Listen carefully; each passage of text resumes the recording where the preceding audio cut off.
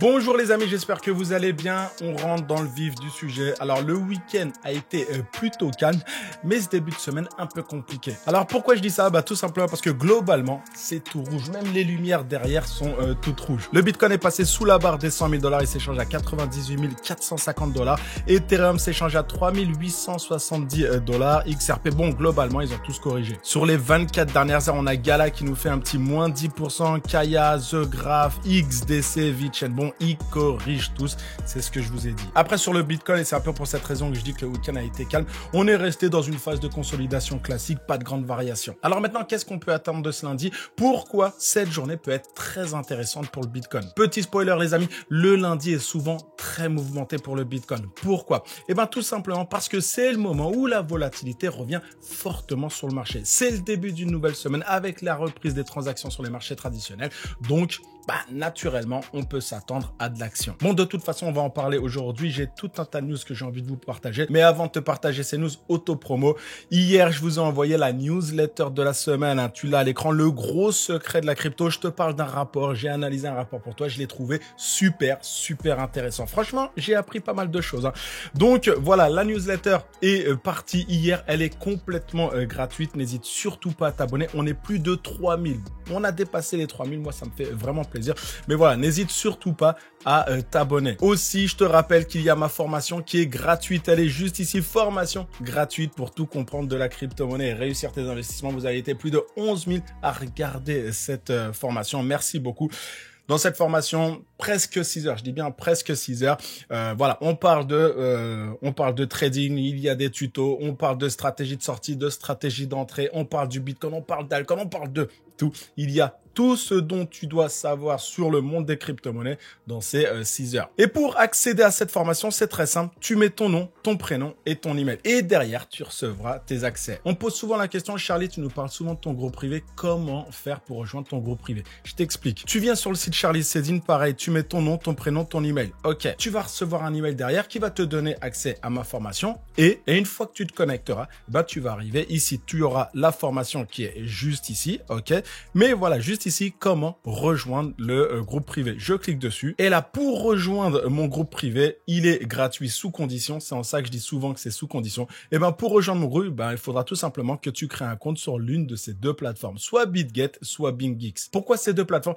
Tout simplement parce que c'est les deux seules plateformes que j'utilise. Je les utilise personnellement, c'est une vérité. On me dit souvent que tu mens. Non, c'est vrai. J'utilise véritablement ces deux plateformes. Par exemple, j'ai du centrifuge. Le centrifuge, je l'ai acheté sur BingX. Et donc, il te suffira de créer un compte sur l'une de ces deux plateformes en utilisant l'un de mes deux liens. L'une de ces deux plateformes, t'es pas obligé de créer un compte sur les deux plateformes. Et derrière, tu m'envoies un email à cette adresse, charliecedineofficial@gmail.com avec l'email que tu as utilisé pour ouvrir ton compte et ton IUD, BitGet ou BingX. Et ce qui va se passer, c'est qu'une personne de mon équipe te donnera accès à notre groupe privé. Et dans ce groupe, qu'est-ce que tu peux y trouver? Déjà tout un tas d'informations, mais aussi des pépites sur lesquelles je me positionne. Et tout récemment, je vous ai partagé une pépite sur le groupe, je vous en ai partagé plusieurs, mais une en particulier qui a littéralement explosé. Market cap très faible, 15 millions de dollars, secteur agent autonome. Voilà, dessus, on a fait un bon résultat et je suis convaincu que la crypto-monnaie va aller encore plus haut. J'ai toujours pas vendu pour les personnes qui me posent la question sur Instagram ou sur Twitter. Voilà, j'ai toujours pas vendu. Dès que j'aurai atteint mon objectif, là, je vous le ferai savoir. Mais pour le moment, j'ai pas vendu. Bon, voilà, l'auto-promo est terminée. On commence. Alors déjà, on va commencer par les ETF. Alors, les performances des ETF, continuent d'être impressionnante, et c'est pas seulement le cas pour le Bitcoin. L'ETF ETH, lui aussi affiche des résultats plutôt intéressants. Alors, on va regarder les chiffres. Alors, il y a BlackRock qui a acheté pour 257 millions de dollars, ta Fidelity 120 millions de dollars. Il y a Grayscale qui malheureusement a encore vendu, a moins vendu que les derniers jours, et on a une entrée nette de 376 millions de dollars. Et moi, au-delà de ces chiffres, qu'est-ce que je trouve intéressant, c'est qu'il y a plus de 2 milliards de dollars, même presque 3 milliards de dollars qui ont afflué sur le marché traditionnel en direction des ETF Bitcoin en une seule semaine. C'est incroyable. Et tant que ces entrées massives de capitaux continuent d'alimenter ces ETF, on peut s'attendre à une stabilisation des prix autour des 100 000 $. Je parle là du Bitcoin. Alors oui, tu as bien entendu, oui, on a une petite correction, c'est vrai. Mais pour le moment, à titre personnel, si tu t'abonnes à la chaîne, si tu regardes mes vidéos, c'est que tu as envie que je me positionne. Tu n'as pas simplement envie que je te partage des news. C'est que moi, à titre personnel, je prévois pas de chute brutale vers les 80 ou les 70 000 $, ni de correction importante. Là, ce qu'on a, ça reste encore gentil. Mais bien sûr, on va analyser tout ça un petit peu plus tard. Puis il y a les ETF, ETH, 332, 24, 132, 164. Moins que le 5 décembre, mais le 5 décembre était tout simplement une journée record. Mais encore une fois, je vois le côté positif, le verre à moitié plein. Il y a à nouveau de l'intérêt sur ETH. Et c'est pour cette raison que depuis plusieurs semaines, je vous dis de patienter. Quand il était à 2800, quand il était à 3000, quand il était à 3000, je vous dis patienter. Et encore aujourd'hui, même si on corrige, même si on crache. Non, je rigole, on crache pas, hein, attention. Non, même si on corrige, je vous dis de patienter. Patientez, vous verrez que vous serez récompensé. Je vais en profiter, les amis, la dernière vidéo qui est juste ici, la vidéo de vendredi, plus de 13 000 vues et surtout plus de 1500 likes. Merci énormément. Franchement, vous me faites vraiment kiffer. C'est grâce à votre soutien que j'arrive à trouver la force de vous proposer encore plus de contenu. Voilà. Si vous pouviez continuer, ce serait merveilleux, mais vraiment, merci beaucoup pour toutes les personnes qui me donnent de la force entre les likes, les partages, les commentaires, les mots gentils, parce qu'il y avait une petite histoire ici, une petite histoire très gentille, rien de bien méchant. Mais voilà.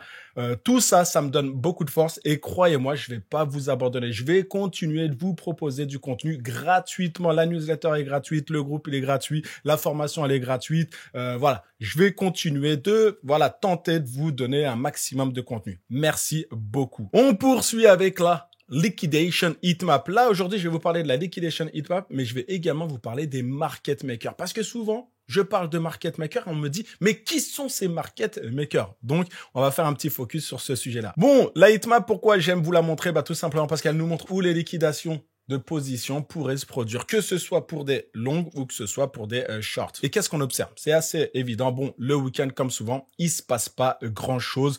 Il se passe pas grand-chose sur le Bitcoin. Ça, vous le voyez assez bien. Ça a latéralisé, c'est pas passé grand-chose. Et ce que je dis là, c'est une tendance habituelle. C'est pas quelque chose que j'improvise, c'est quelque chose qui se reproduit de plus en plus. Même si parfois, il peut y avoir des exceptions, comme il y a 1 ou 2 mois. Mais pendant ce week-end, le Bitcoin, vous le voyez comment, il est resté dans une phase latérale. Mais il y a tout un tas de nouvelles positions short et longues qui ont été ouvertes. Il y en a eu autour des 100 000 $, beaucoup de longues ont été ouvertes, ce qui a généré une augmentation de la liquidité dans cette zone. Et on a vu une première baisse vers les 99 000 $, ce qui a déclenché une première vague de liquidation de positions longues. Maintenant, les liquidations en détail. Si on regarde plus bas, pour rappel, encore une fois, peut-être ça va être la dernière fois que je le rappelle, mais en bas, on va parler essentiellement des positions longues et en haut, on va essentiellement parler des positions short. Mais quand on regarde plus bas, c'est juste ici la zone bien claire, juste ici, on identifie une zone clé à 97 900 $. Et liquidation leverage, on en a pour 350 millions $. Et voilà, on a cette zone-là où se trouve un gros bloc de position longue. Et pour les market makers, cette zone, elle est très intéressante. Pourquoi? Ils pourraient pousser les prix dans cette direction pour liquider ces positions et libérer davantage de liquidité. Et d'ailleurs, la question qu'on me pose souvent, qui sont ces fameux market makers? Je parle souvent de market makers. Qui sont-ils? Ce que vous devez vous dire, c'est que les market makers, ils jouent un rôle clé, ils jouent un rôle essentiel pour le maintien du fonctionnement des marchés. Je m'explique. Si tu veux vendre, le market maker va prendre une position longue pour équilibrer l'offre et la demande. Si tu veux acheter, il va prendre une position short, le contraire. Et pourquoi je dis qu'ils sont importants? Tout simplement parce que sans les market makers, le Bitcoin resterait bloqué sur un prix unique, comme un stablecoin. Pourquoi? Tout simplement parce qu'il n'y aurait pas toujours quelqu'un de l'autre côté pour exécuter les transactions. Et donc, ils sont importants. Et la question que tu as peut-être envie de me poser, pourquoi ils font ça? Quelle est leur stratégie?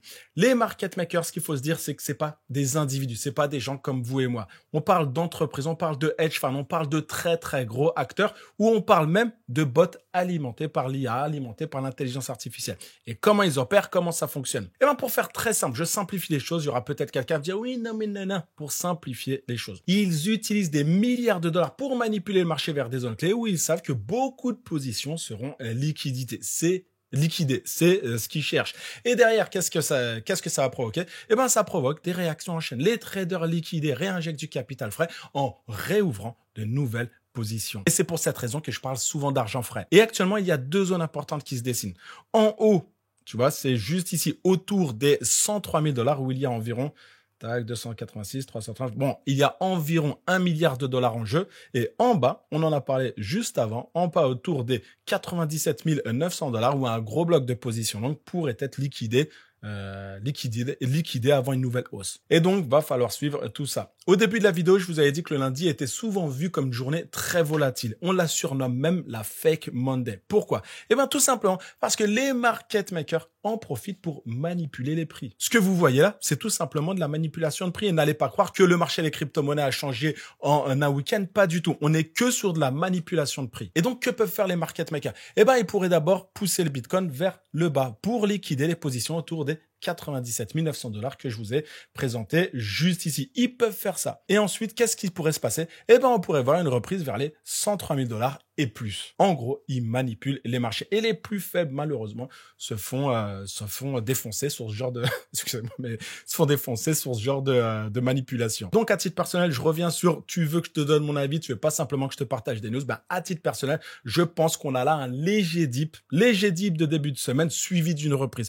C'est quelque chose qu'il va falloir suivre et que je vais suivre pour vous. Je vais vous tenir au courant dans la journée, que ce soit sur Twitter ou que ce soit sur le groupe Telegram, parce que sur Twitter, je te partage tout un tas d'infos. Mon Twitter est juste ici, je te partage des informations et je te partage également des trades. Et là, je te dis quand commence la alt season et je te donne voilà tout un tas d'informations. Pourquoi la cassure d'Ethereum est cruciale, la stratégie gagnante peut ne pas trop se précipiter, les narratifs clés à suivre en 2024. Là, je te préviens. Du coup, faudra pas dire oui, je ne savais pas. Charlie nous parle que quand c'est le top. Pas du tout. Parce que c'est quelque chose que je fais encore et encore, de poster du contenu, de vous tenir au courant, de vous donner de l'information, de vous donner des pépites. C'est des choses que je fais encore et encore. C'est pour cette raison que je continuerai de te dire de t'abonner, de cliquer sur la cloche des notifications. Il m'arrive de poster une vidéo le matin, il m'arrive de poster des vidéos en fin de journée. Il faut que tu sois au courant de toutes les vidéos que je peux te proposer. Donc, voilà. Déjà, en tout cas, sur Twitter, voilà, je te parle de pièges à éviter. N'hésite surtout pas à me rejoindre sur Twitter. Tu as un lien en description. Et donc, voilà, comme je t'ai dit, un petit dip suivi d'une reprise. On va suivre tout ça. On va être attentif à l'évolution du marché parce que la volatilité d'aujourd'hui peut nous réserver quelques surprises. Il faut être prêt. Comme on dit, on a tout prévu sauf les imprévus, mais on va tenter de prévoir un maximum de choses. Bon, alors, qu'est-ce que je disais? Alors, les market makers adorent manipuler les marchés en début de semaine. En début de semaine, c'est leur journée favorite. Le lundi, ils poussent souvent les prix dans une direction, vers le bas, par exemple, comme c'est le cas aujourd'hui. Tout le monde panique. Qu'est-ce qui se passe? Ils ouvrent des shorts et pensent que c'est la chute. Eh ben non, c'est faux, c'est de la manipulation. Ils se font piéger. Et le mardi ou le mercredi, ils inversent la tendance pour liquider ces positions short et récupérer encore plus de liquidité. Et c'est pourquoi je te conseille, même si je ne suis pas conseillé, que je ne suis qu'un YouTuber, un saltimbanque, un artiste. C'est pour ça que je te conseille de ne pas te faire avoir par ces mouvements. Lundi est souvent synonyme de forte volatilité. Ne te laisse pas piéger. Évite de prendre des positions sur un coup de tête ou dans lesquelles t'as pas réellement envie de rester. On poursuit les amis, on va parler de la Altcoin Season. La Altcoin Season est descendue à 67. Ça y est, on est en bear market. Non, actuellement, l'indice des altcoins, que vous connaissez, il est actuellement à 76. Ça reste encore solide. Ça montre que les altcoins continuent de bien performer, même si c'est vrai, ces 3 ou 4 derniers jours, on a surtout vu une évolution latérale. Il s'est pas passé grand chose ces derniers jours, mais on en a parlé. Parlons maintenant des funding rate heatmap. On va parler de l'état actuel. Une situation, là, il suffit de le regarder juste ici, là, une situation qu'on peut qualifier d'équilibrée. Ça veut dire quoi? Eh ben, ça veut tout simplement dire qu'il n'y a pas de déséquilibre. C'est le choix des mots très très simple. Non, ça veut dire quoi? Ça veut dire qu'il y a autant de positions short que de positions longues sur le marché. Les frais de funding, je vous en ai déjà parlé. Faut savoir que ces frais sont payés toutes les 8 heures pour maintenir une position ouverte. Eh ben, ces frais, actuellement, ils restent stables. Et tant qu'il y a cet équilibre, tant qu'il n'y a pas de couleur comme ici, là, comme tu le vois assez bien, mais tant qu'il y a cet équilibre, on est sur du vert, ça veut dire quoi? Ça veut dire que le marché reste calme et sans risque majeur de mouvement brusque. Risque majeur de mouvement brusque. Le choix des mots est très important. Et regarde, quand est-ce que ça devient vraiment problématique? Regarde, juste ici, tu vois, cette zone-là, elle est problématique. Pourquoi? Eh ben, les problèmes commencent lorsque les longues ou les shorts dominent fortement le marché. Si le marché, par exemple, voit une grosse augmentation des positions longues, eh ben, les funding fees augmentent très rapidement. Ils augmentent rapidement pour les longues. Et ça peut devenir dangereux parce que ces frais élevés déclenchent souvent des liquidation massive. Et c'est pour cette raison que j'aime bien te montrer les deux heatmaps. Et voilà. Et comment ça s'illustre? Eh ben, juste ici, par exemple, regarde ça, c'est le 5 décembre. On a un exemple clair, le 5 décembre. Regarde-moi toutes ces couleurs. Le 5 décembre, les funding rates ont atteint 0,1%, ce qui est un niveau très, très, très élevé. Et résultat, si je reviens juste ici, regarde le 5 décembre, ce qui s'est passé, voilà, on a eu une énorme mèche, une mèche des enfers, une mèche de liquidation qui est apparue le 5 décembre. Est-ce que c'est une coïncidence?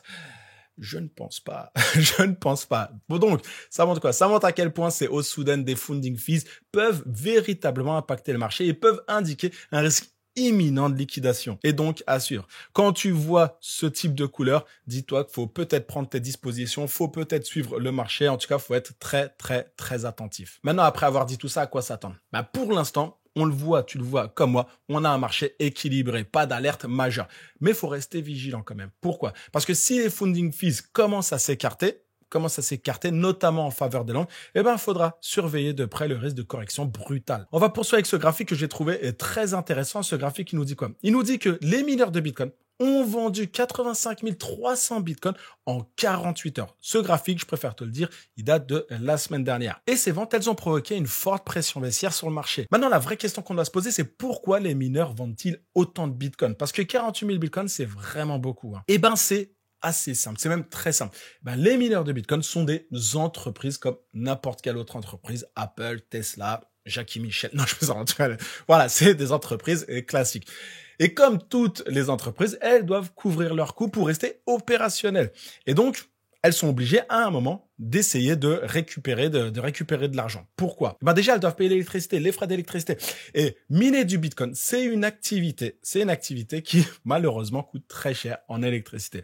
Elles doivent rémunérer les employés, elles doivent acheter du matériel neuf, entretenir leur infrastructure, payer les loyers, autres coûts fixes, etc., etc. Et pour payer tout ça, elles doivent vendre du Bitcoin. Et pourquoi je te parle de ça aujourd'hui? D'accord, il y a cette forte vente qui est très importante, mais pourquoi je t'en parle? Tout simplement parce que comment on peut interpréter cette vente? On peut se dire que ces ventes massives montrent que les mineurs jugent le niveau actuel de prix autour des 100 000, 104 000 dollars comme un bon moment pour prendre des profits. Elles n'ont pas tout vendu, mais elles ont estimé qu'à 100, 104 000 dollars, c'était un excellent moment pour commencer à prendre des profits. Et donc, que retenir de tout ça? Les mineurs de Bitcoin vendent pour des raisons économiques et leur action malheureusement, peuvent influencer les prix. Et ces mouvements massifs sont des signaux à surveiller de près parce qu'ils révèlent les niveaux de prix que le marché considère comme stratégiques pour prendre des profits. Pas toi, pas moi, le marché. Voilà pourquoi je te montre ce graphique. Essaye de comprendre toujours le pourquoi. Ne pas se contenter de te partager les slides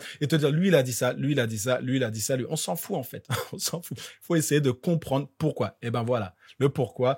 On vient d'en parler. On est sur TradingView et je vous ai mis la dominance du Bitcoin. Et la dominance du Bitcoin, elle continue de diminuer. Elle diminue légèrement, mais elle continue. Si tu te poses la question, je me suis mis en weekly, ça nous permet de mieux visualiser la tendance. Alors, la semaine dernière a été plutôt négative pour la dominance du Bitcoin. C'est juste ici ce qui a permis aux altcoins de bien performer. On l'a vu ensemble, on en a parlé tout un tas de fois sur la chaîne. Mais ce qu'on peut se dire, si j'enlève ça, c'est qu'elle ne chute pas de manière drastique. Elle continue progressivement, étape par étape. Mais ce qui est particulièrement intéressant, et je te l'ai ajouté, c'est ce qui se passe autour de la EMA 200 que tu vois en bleu juste ici. Enlève, bim, voilà. Et pourquoi je te parle de la EMA 200? Tout simplement parce que historiquement, ce niveau agit comme une résistance puis un support. Regarde, juste ici, là, et juste ici, là. Et donc, moi, à titre personnel, je suis très curieux de savoir comment la situation va évoluer juste ici. C'est quelque chose que je vais vous montrer encore et encore sur la chaîne et on va suivre tout ça, ensemble. Maintenant, passons en daily et on va passer sur le retracement de Fibonacci que je vous ai montré encore et encore sur la chaîne. Alors déjà, on a le niveau 2 qui est juste ici. On va mettre en blanc et peut-être voilà, juste comme ça. On a ce niveau 2 qui est particulièrement fort en ce moment. Souvenez-vous, on l'avait tracé pour identifier les prochains niveaux de prix et les prochains objectifs. Et le prochain objectif, tac, je baisse, il est ici à 105 413 dollars. Et le meilleur scénario qui pourrait arriver juste après, c'est juste ici à 123 000 dollars le niveau 3 de Fibonacci. Si tu découvres cette analyse, on avait tracé un triangle qui est juste ici, là tu vois bien, bon c'est un peu dégueulasse ce que je fais, mais on avait tracé ce triangle qui est juste ici, on a cassé ce triangle, bim, certains ont pris les profits comme les mineurs et actuellement, sachant que samedi et dimanche, voilà, il s'est pas passé grand chose, le prix a clôturé. Je vais enlever tout ça parce que c'est un peu moche. Le prix a clôturé juste au-dessus du niveau 2 qui est juste ici, juste au-dessus du niveau 2 à 98 629 $. Et ces 2 derniers jours, quand on regarde le daily, ces 2 derniers jours montrent un retest parfait à ce niveau. Juste ici, voilà, je te fais ça un peu à l'arrache. J'ai zoomé un petit peu, histoire que tu vois un peu mieux, parce que j'avoue, moi j'étais dans ma petite bulle, voilà, comme ça, bim. Et bon, moi ce que j'en pense, ce que j'ai dit au début de la vidéo, je leur dis aujourd'hui, aller chercher plus haut, c'est vraiment quelque chose que j'envisage. Ça indique une entrée parfaite pour une continuation haussière avec la possibilité d'atteindre les 110 000 $, voire même les 120 000 $. Je vais juste faire comme ça, voire les 120 000 $. Par contre, un point important à retenir, c'est que contrairement à ce que certains pouvaient craindre, comme on l'a dit sur la chaîne, le Bitcoin n'a pas été massivement vendu à 100 000 $. Et ce qu'on a vu, c'est quoi? C'est une petite baisse suivie d'un rachat rapide, ce qui confirme encore une fois tout ce qu'on se dit depuis déjà plusieurs jours. Je t'invite à regarder mes vidéos, j'en ai parlé ici, j'en ai parlé ici, j'en ai parlé ici, j'en ai parlé ici, j'en ai parlé là, j'en ai parlé là. Voilà, je t'invite à regarder mes précédentes vidéos, je les supprime jamais. Donc, pas de crash majeur à 100 000 $, sachant que j'ai vu ici et là qu'on allait méchamment corriger. Et donc, qu'est-ce qu'on a eu? Des corrections temporaires suivies de reprises. Et donc, il est très important de rester vigilant, de surveiller les évolutions du marché, mais aussi de surveiller les signes actuels qui sont actuellement, oui, ça fait actuellement, qui sont actuellement, c'est ce que je trouve, ils sont actuellement positifs. Maintenant, je sais très bien que vous faire une miniature avec beaucoup de rouge, ça marche un peu mieux. Il suffit de regarder juste ici, 16 000, le marché chute fort, je t'explique ce qui va se passer maintenant, 16 000 vues. Mais quand je dis que tout se passe bien, 13 000, 11 000, 12 000. Et ça, c'est malheureusement dommage.